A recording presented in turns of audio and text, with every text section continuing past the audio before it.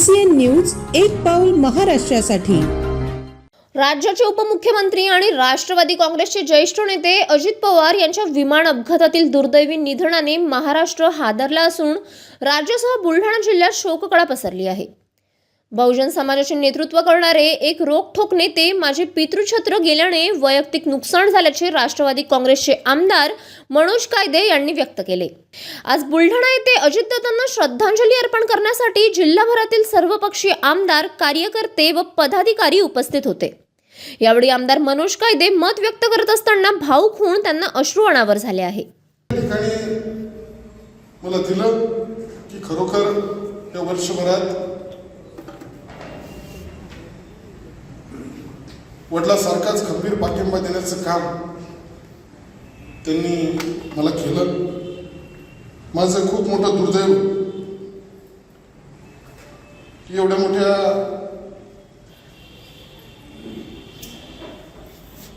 अत्यंत शिस्तशीर आणि खंबीर पाठिंबा देणाऱ्या नेतृत्वाच्या संपर्कात मी फार उशिरा आलो आणि आल्यानंतरही फार कमी काळ मला त्यांचा सहवास त्या ठिकाणी लाभला।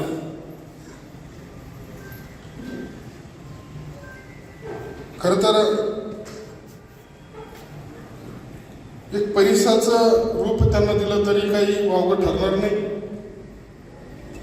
माझ्यासारखा एक छोटासा कार्यकर्ता, सर्वसामान्य कार्यकर्ता, त्यांनी मला जणू स्पर्श केला आणि माझं सर्व आयुष्य त्या ठिकाणी बदललं। अशा दादांच्या अनेक आठवणी वर्षभरातील आहेत। गेल्या दीड महिन्यापूर्वी देवघराच्याला इथे येऊन गेले।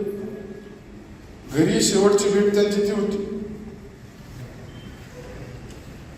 आणि त्यामुळंच 28 तारखेला जी घटना झाली तर खरं असं वाटत होतं की थोड्या वेळानं दादा येतील टीव्ही समोर आणि सांगतील मी सुखरूप आहे। लोकांचा गैरसमज त्या ठिकाणी झालाय, विश्वास त्या घटनेवर बसत नव्हता। परंतु ईश्वरानं खूप अन्याय संपूर्ण महाराष्ट्रावर असेल, आपल्या सर्व मंडळीवर या ठिकाणी केलं आणि ते काही जातीपातीचं राजकारण करणारे किंवा दुसऱ्या पक्षाचा आहे म्हणून काही त्याच्यावर अन्याय करणारं नेतृत्व नव्हतं। सगळ्यांनी सांगितलं, सगळ्यांचे अनुभव सांगितले, परंतु मला ही खंत कायम राहणार की फार कमी काळ सहवास दादांचा मला लाभलाय आणि निश्चित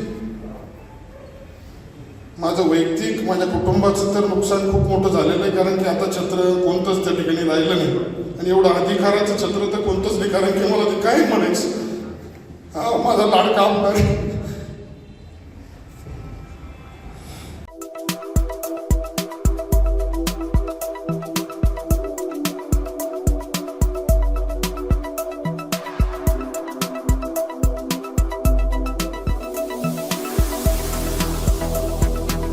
तसंच आपल्या भागातील महत्त्वाच्या बातम्या पाहण्यासाठी CCN न्यूज डेस्क चॅनलला सबस्क्राइब करा आणि बेल आयकॉन प्रेस करा।